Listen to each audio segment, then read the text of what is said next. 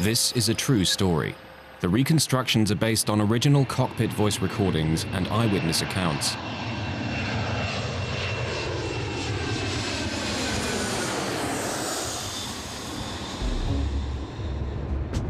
Modern airliners are among the most complex and reliable machines in common use.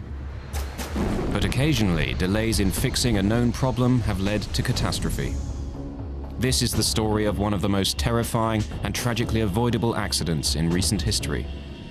It shows what happens when a 747 suffers a devastating explosion at high altitude and how the crew struggled with an unprecedented crisis.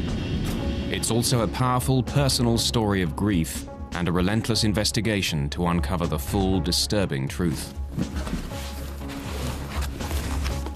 Lee can't have died for nothing. You know, you've got to find out why he died, and you've just got to make sure that it never happens again. And it reveals how other known problems in aircraft design have continued to go uncorrected, causing further avoidable accidents. So would I be surprised if it happened again? I would be surprised if it didn't happen again. It is a matter of time.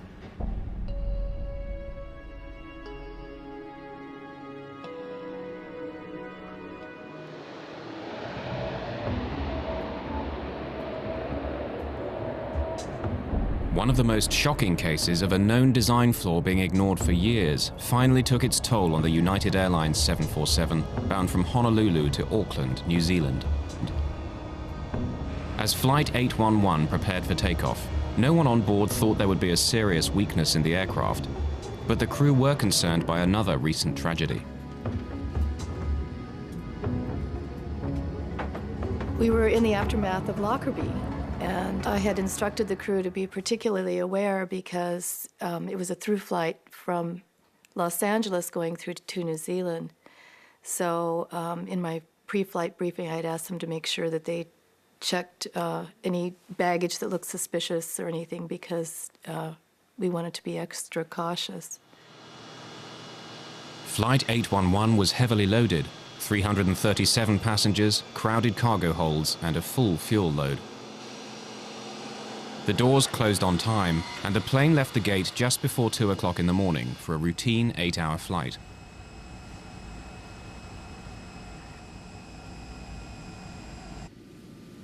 Well, we were going to New Zealand on vacation, someplace that we had really thought was interesting, and somebody had told us how beautiful it was, so this was kind of a dream come true.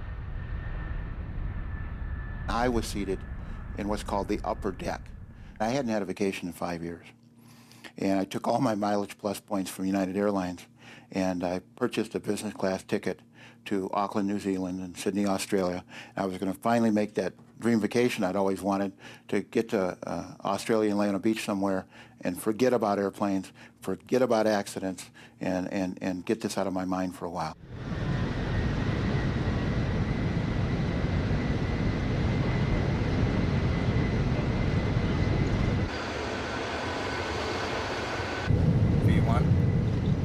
On the flight deck, Captain Dave Cronin was hugely experienced, just 2 months short of retirement.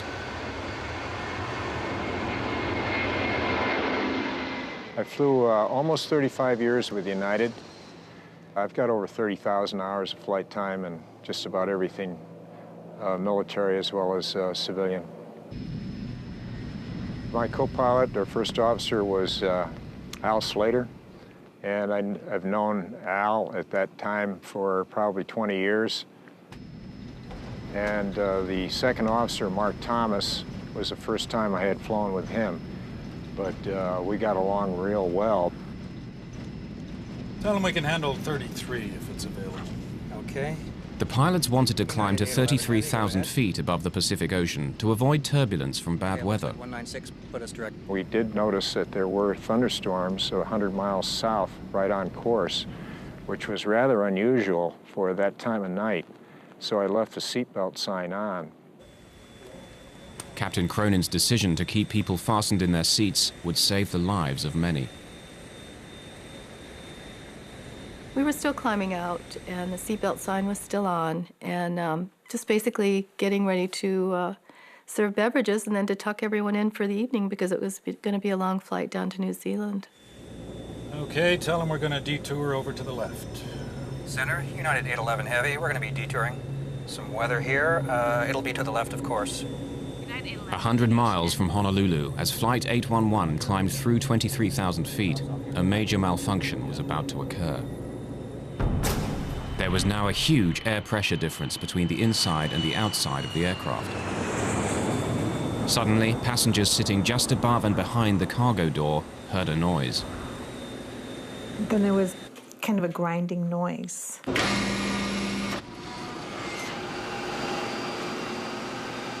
I heard like a thud. The hell? In the next nanosecond, it was pure, unadulterated pandemonium.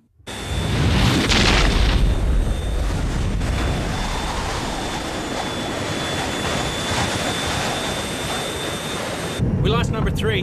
Going down. It looks like we've lost number 3 engine and we're descending rapidly. Coming back. The next thing I knew, I found myself on the stairwell, hanging onto the rungs, and I immediately knew it was an explosive decompression. The cargo door had torn off and ripped a huge section of the plane with it. The pressurized air inside had blasted out with explosive force.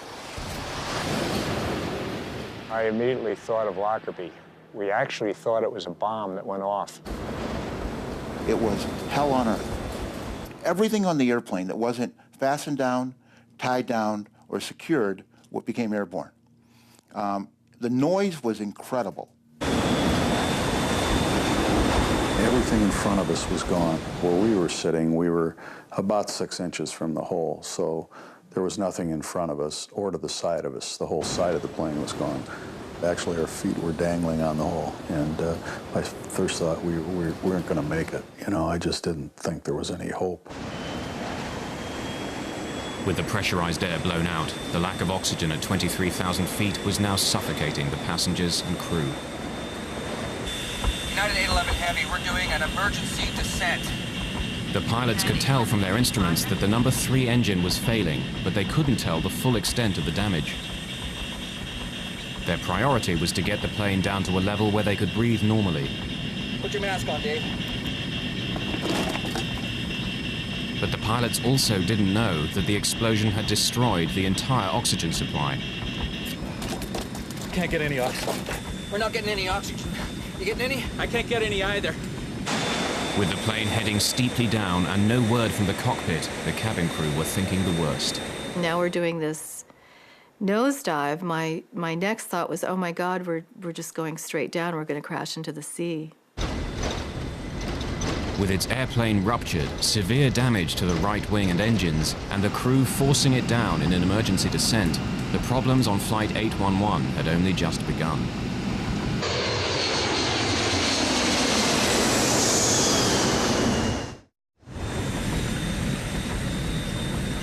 Two minutes after the explosive decompression, Flight 811 was passing rapidly through 15,000 feet to reach breathable air.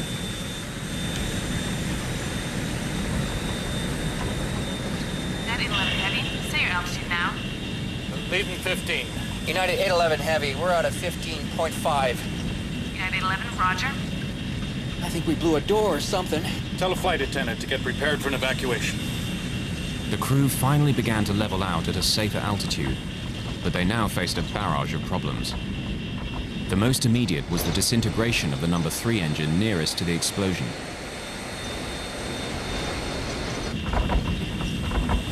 We don't have any fire indications? I don't have anything. Okay, we lost number 3. Let's shut it down. There's no M1. Yeah, okay. Ready for number 3 shutdown checklist. Number 3, before you shut down number 3, the generator went off. Looks all right to try it now.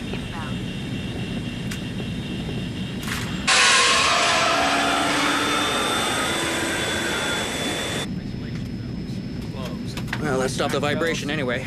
Fuel jettison procedure, main boost pumps on. Center, United 811. We need the equipment standing by. Company notified, please. Got a control problem. Roger. Center wing, left, right, valves on. Start dumping the fuel. I am dumping. One stewardess had been seriously injured by debris. As Laura Brentlinger helped her, the full gravity of their situation suddenly became clear. As I'm holding her in my arms, I looked up, and as I looked up, that was the first time I saw this tremendous hole on the side of the aircraft that was just a void, and seats were missing, and I immediately knew that we had lost passengers. 5 rows of seats had been blown out in the decompression, killing 9 passengers. On the flight deck, the crew had turned the stricken plane back to Honolulu, but with 128 kilometers still to go, the crisis now got far worse. We got a hell of a control problem here. I got almost full rudder on this thing. Are you dumping as fast as you can? I'm dumping everything.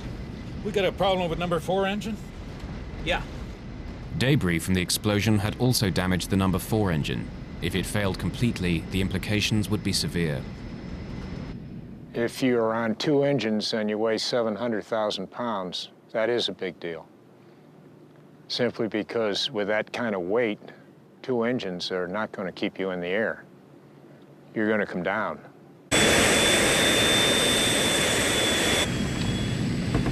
Can you maintain 240? Yeah, just barely.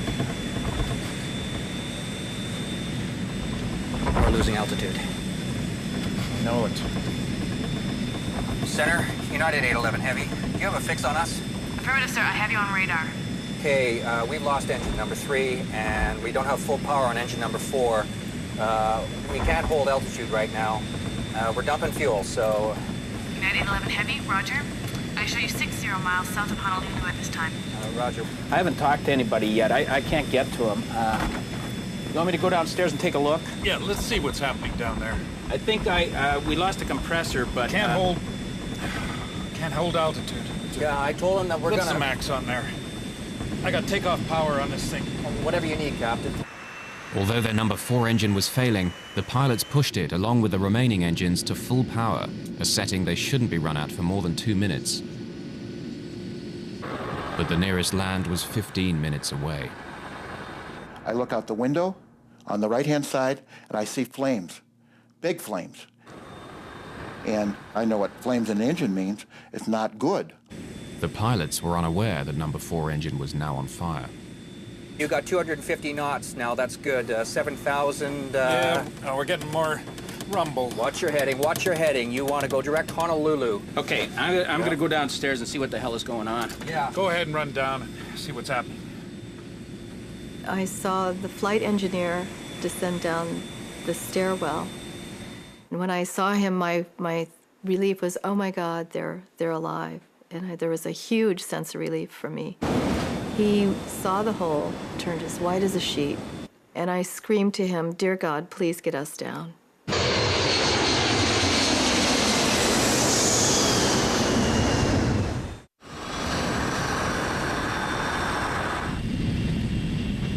got a fire out there. Oh yeah, we got a fire in number 4. Go through the procedure. Shut down the engine. We're not going to be able to hold this altitude on 2.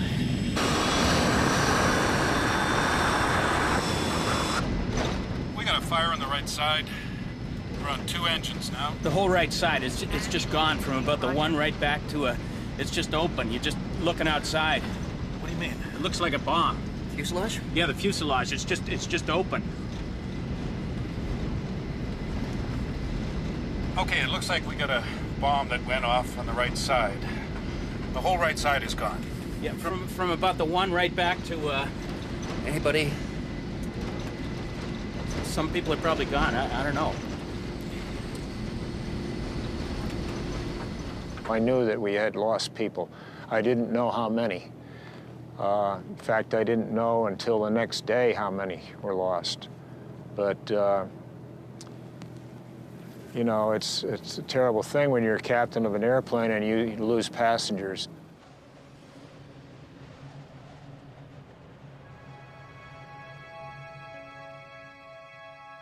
Lee Campbell, flying home to New Zealand, was sitting in row 8, just in front of the cargo door. I woke up with such a start because I'd seen Lee standing by the bed, just with a grey jacket over his arm and a small smile on his face. And of course, as I woke up, it faded, wasn't there. And then we woke up in the morning, we discussed this. I said, oh, that was strange in the night, but it was such a vivid dream. Lee was standing there. And then the radio came on, and the first item of news is that there'd been a problem with the United aircraft. And I said, that was Lee, that's Lee's. And my blood just ran cold. I knew he was dead from that moment.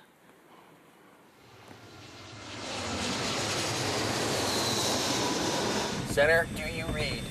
We evidently had a bomb or something. A big section of the right side of the airplane is missing.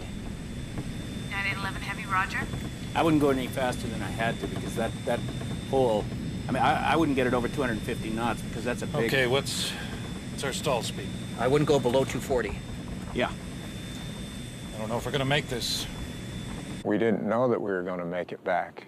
So we were actually preparing to ditch that airplane at night in the Pacific Ocean, which has never been done before. In the cabin, the crew prepared for the worst. My training kicked in and got up from my jump seat and started instructing the crew.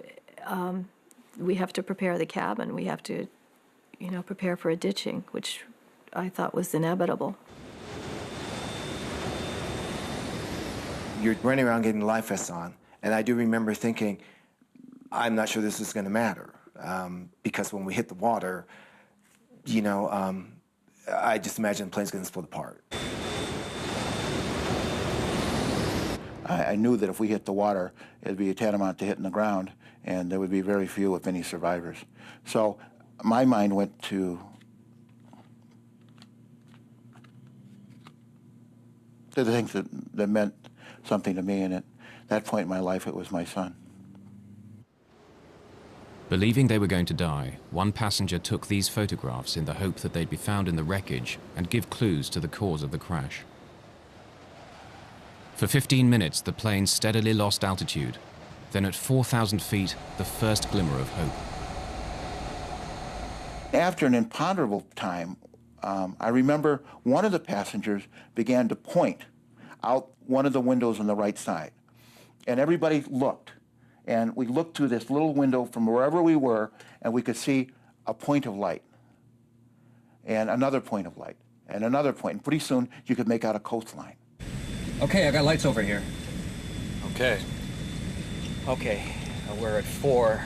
We're 21 miles out. We're in good shape. But the danger was far from over. At Honolulu Airport, an emergency was declared. All other aircraft were diverted, and the rescue services prepared for the crash landing of a fully loaded airliner. Hey, you want to give me some speeds? Yeah, 150 is going to be your 2-engine. Use a 160. Souls on board if you have it. Okay, souls on board. 160 is the minimum. Stand by, United 811 Heavy. I don't know how many's on board. 200 and... I don't have the paperwork in front of me here. We're too busy right now. 200 and something. 6 minutes from the airport, the crew now had to slow the overweight plane for landing, but the effect of this was unknown. What's going to happen when I start coming out with flaps and landing gear? We're either going to land on the airport, in the water, or downtown Honolulu. Okay, we'll try 10. Okay, inboards are coming to 10. How do the controls feel? All right so far. But the flaps were damaged and couldn't fully extend. This meant that Flight 811 would have to land dangerously fast. You have 811 Heavy. Do you have the airport in sight? It's over here to the right, Captain. Okay. Okay, we have the airport. United 811 Heavy. 811 is clear to land 8 left. Equipment standing by. Wind 05012. Clear to land. 8 left, United 811 Heavy. As the unstable 747 lined up for landing, the pilots knew they would only have one chance. But even if they got it on the runway, the nagging question remained, would the stress of impact cause the damaged and overweight aircraft to disintegrate? We still had no idea how far off the ground we were, if we were going to make it to Honolulu or not. But that seemed like an appropriate time. If we were somewhere around land, that we're probably going to try and land somewhere to get the passengers in their brace positions. So that's when we started yelling for them to get down in their brace positions.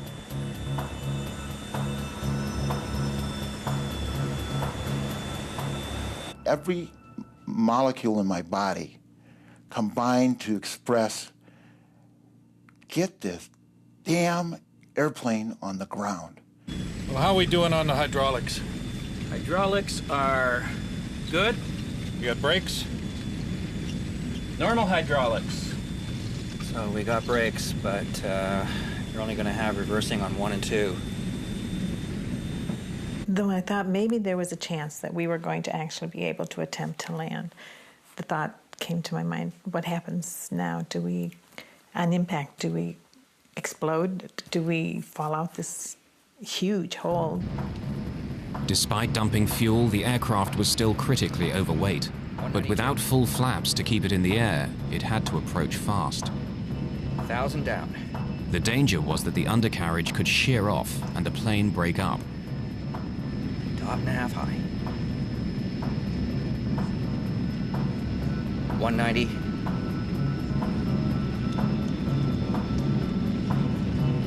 185. A little slow, Dave. It's below what we want.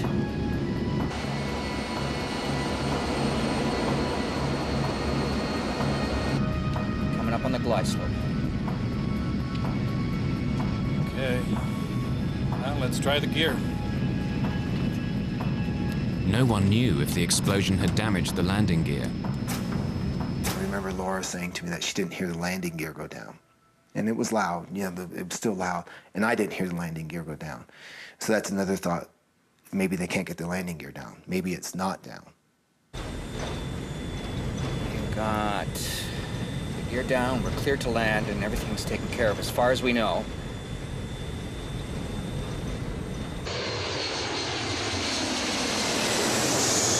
$200. 195. Half a dot high. Looking good. 192. 195. Coming off on the power. 100 feet.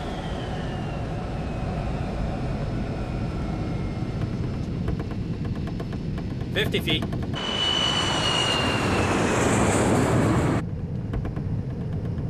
Center the trim. 30. 10. 0. We're on.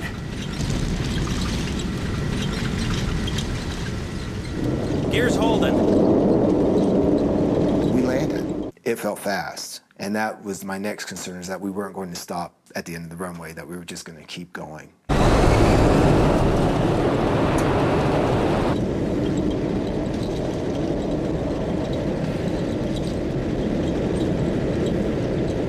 And all of a sudden, we were slowing down, and I said, "Oh my God, we've landed. We're on ground." And the people started applauding.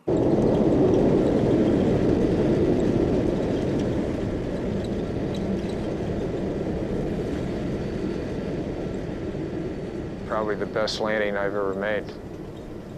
When we finally stopped on the runway, we deployed all 10 chutes, and the flight attendants evacuated all the passengers.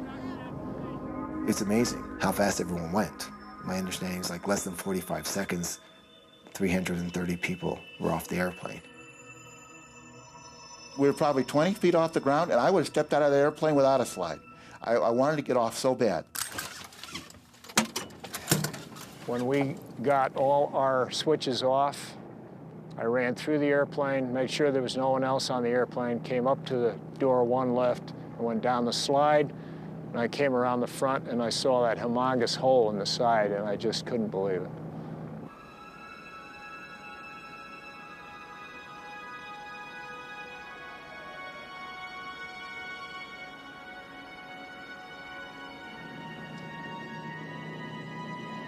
By the grace of God, we made it, and it was an awesome experience. I would never want to go through that again. It was crazy, it was wild, it was scary, all at the same time. I just thought that that was the end, that we were going to die. I mean, that was my first thought, that this is the end.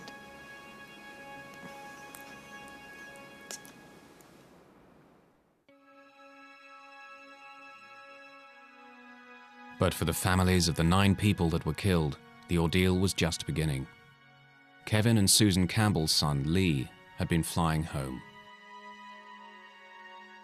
About 3 o'clock in the afternoon, I think they said that there was no New Zealanders involved, but we just knew that it was Lee. And then about, I suppose, a quarter of an hour later, we got a phone call from Chicago, and they just said that they regret to inform us that our son was missing, presumed dead. And I guess about another hour after that, a policeman arrived at the door, and he took one look at us and he says, "I can see that you've had the news." So it was just an awful, awful day. And it certainly didn't get much better for a long, long time.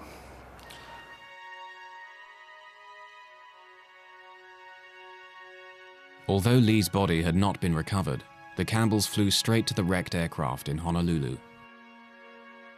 Your initial feeling is that you want to be as close to the spot where your relative died, and that was the aircraft. So we had to immediately go in and see the aircraft. The damage inside was horrific, just a total mess.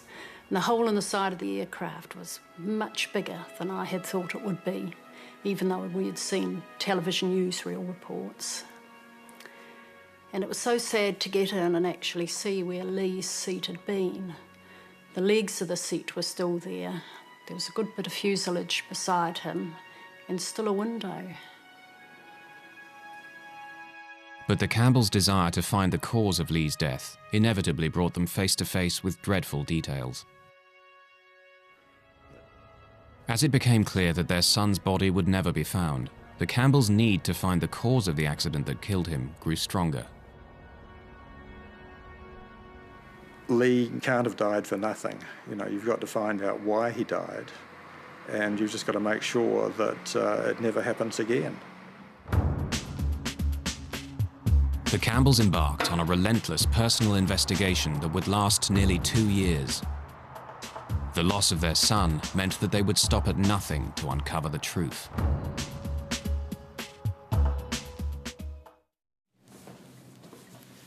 The engines number 3 and 4. 2 months after the accident on Flight 811, when the National Transportation Safety Board held preliminary hearings, the Campbells made sure they were there. But they soon grew frustrated. The NTSB wouldn't complete its report for months. So the Campbells took matters into their own hands. We certainly weren't going to leave it to the NTSB to come up with the findings. We were going to follow through. And when the hearings ended, they had said that we could take whatever we wanted off the press table. And Susan walked up to the top table and yelled out, "There's a really good setup here." So grabbed a box and loaded in all of the documents that we could find up there. Kevin's the most honest of people I know, but here he was taking something that we hadn't specifically been told we could take. And we're heading out the door just as the NTSB were arriving back in with the trolley to pick up all their documents. So we were out the door and into a taxi and gone.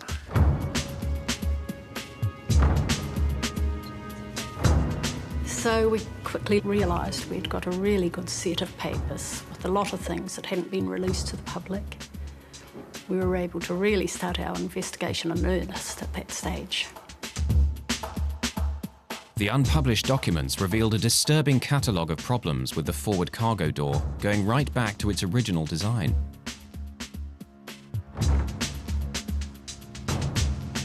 Instead of a plugged door that gets jammed into its frame as the aircraft pressurizes, Boeing opted for an outward opening door. This allowed for more cargo space, but wasn't fail-safe like the plug design.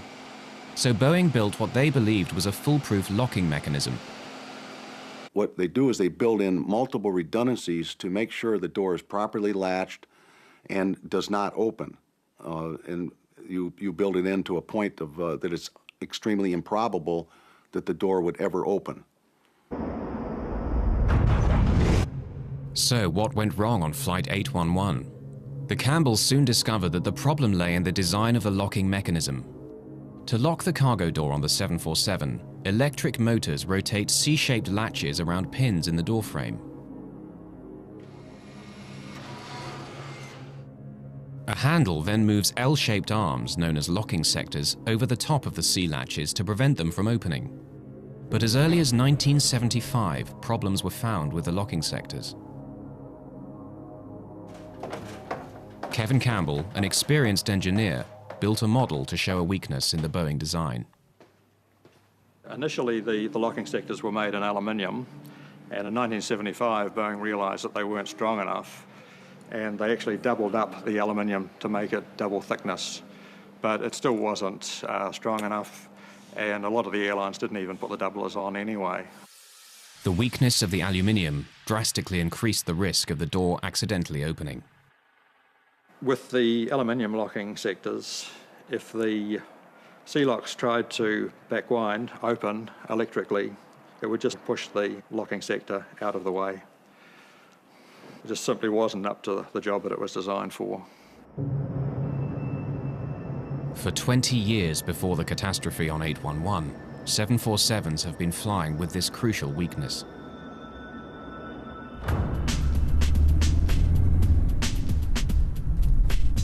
The Campbells wondered what else remained to be revealed. They redoubled their efforts to uncover the full truth behind the accident that had killed their son. We bought a car and set off in the United States to see as many people who were involved with the accident as possible. We started at Seattle, crossed to Chicago, through to Washington, D.C., down to Kentucky, on to Miami, and back across to San Diego, back up to Seattle. And that was just one trip. The Campbells soon found that a shockingly similar incident to Flight 811 had given clear warnings of the danger in the cargo door.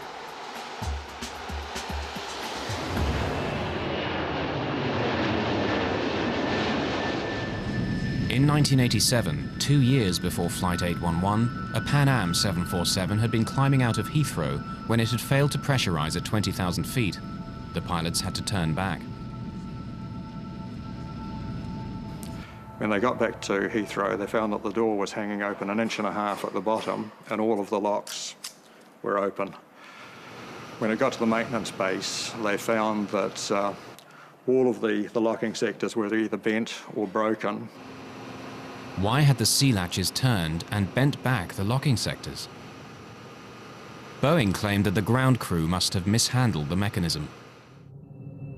But the Campbells' investigation uncovered another vital clue to why the C-latches had turned. A report highlighted problems with the door's electrical system. It had a fault in the S02 master latch lock switch that should have turned off the power to the door when the outer handle was closed. This was an alarming finding. When the outer handle was closed, the S2 master lock switch was meant to disconnect the power supply and stop the C-latch motors from turning. So could this have failed, allowing the motors to open the door? To find out, Boeing asked the airlines to do a simple test. Close the outer handle, then press the switch to open the door and see what happens. when they hit the switch, it actually worked. The Boeing thought, you know, this is not going to work, but it actually worked. There was power to the door locks with the outer handle closed, and the lock started to move, and it started to force the locking sectors out of the way. And a few days later, the airline started ringing in and saying it was damaging their planes. So Boeing stopped the test. But it meant that on those aircraft, the S2 switch had failed, which is a silent failure. And all of those aircraft were likely to have the same problem as 811. They were just waiting for a short circuit to open the doors. The Campbells now became convinced that the accident on board Flight 811 began with a failure of the S2 switch. Power remained on to the C-latch motors. All it took was a short circuit in the 20-year-old wiring, which had been found to be frayed on other aircraft, to start the motors up. The aluminium locking sectors were too weak to stop the latches turning, and the cargo door burst open. The National Transportation Safety Board determines that After a year of investigation, the NTSB had a different version of the events. The Campbells were in for a shock.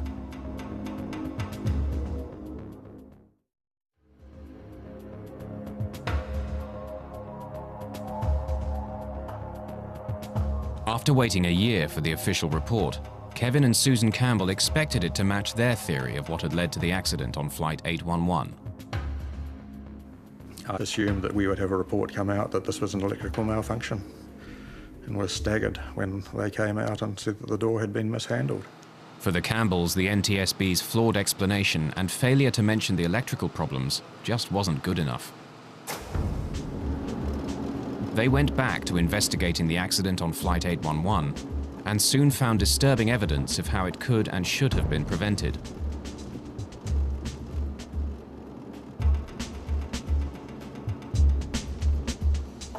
After the Pan Am incident in 1987, it turned out that Boeing had issued a directive to the airlines on how to correct the weak aluminium locking sectors.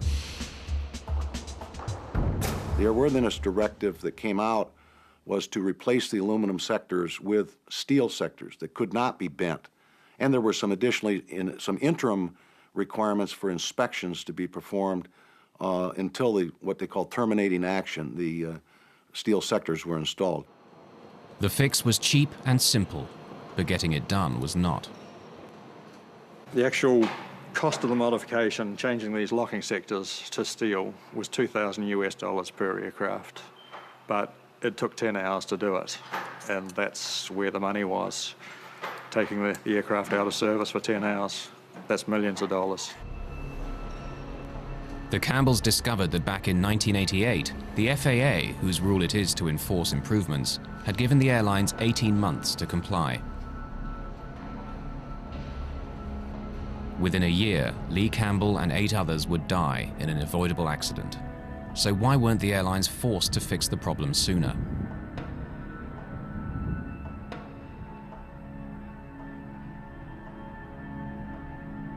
If these airplanes, these large commercial airplanes, are grounded, it's an economic disaster. So what they do is they lobby in the regulatory agency in the United States, it's the FAA, to allow them to do the fixes over time when the airplanes are in for normal maintenance.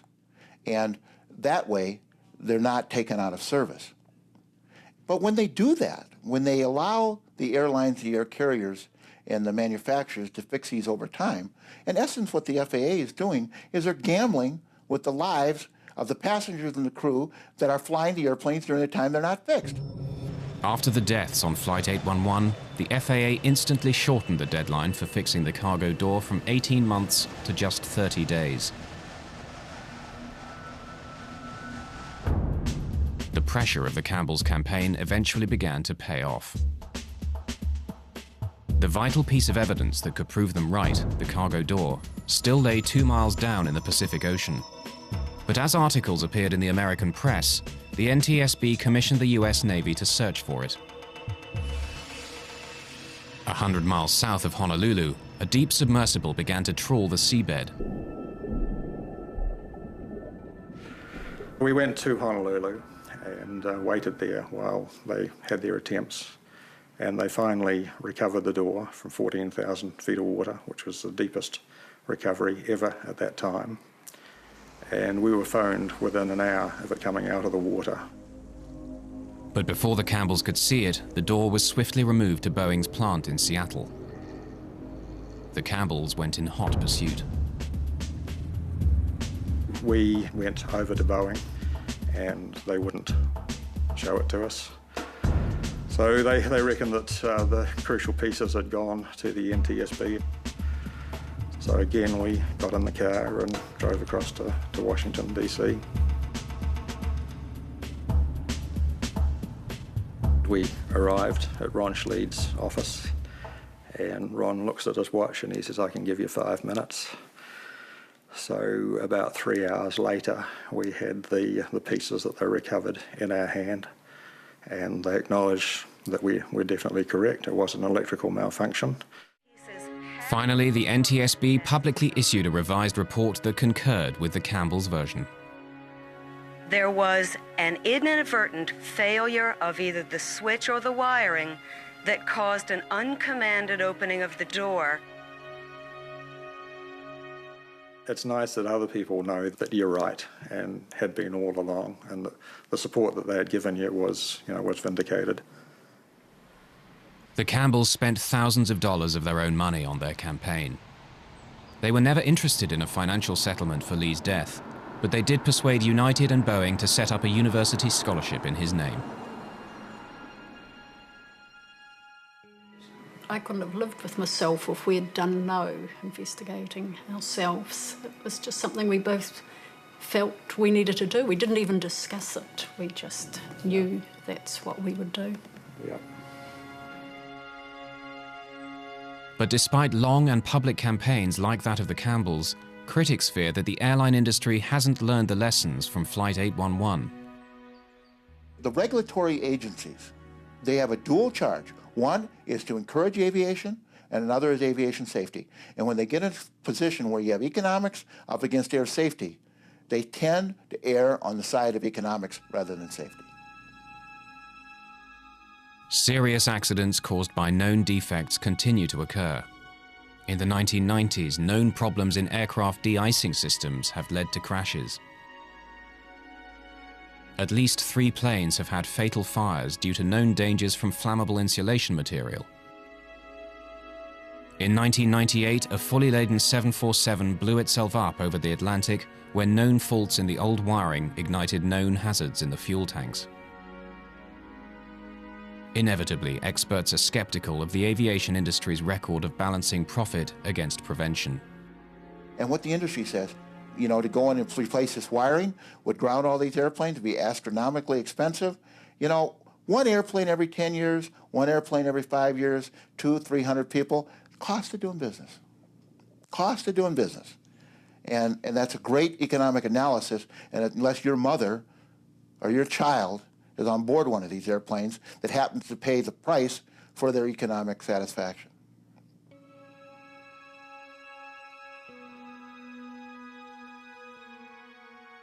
For some of the survivors of Flight 811, the cost has been heavy.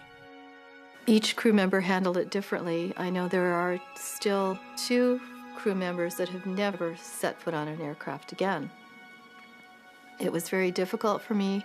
I was diagnosed with severe post-traumatic stress disorder. You can't reason, you can't think. Making the slightest decision is very difficult. You're just at a total loss. So it was very difficult to cope with. It's almost midway through the Dawson Creek mining season, and there are mixed fortunes for the crews in brand new Yukon Gold tomorrow at 9.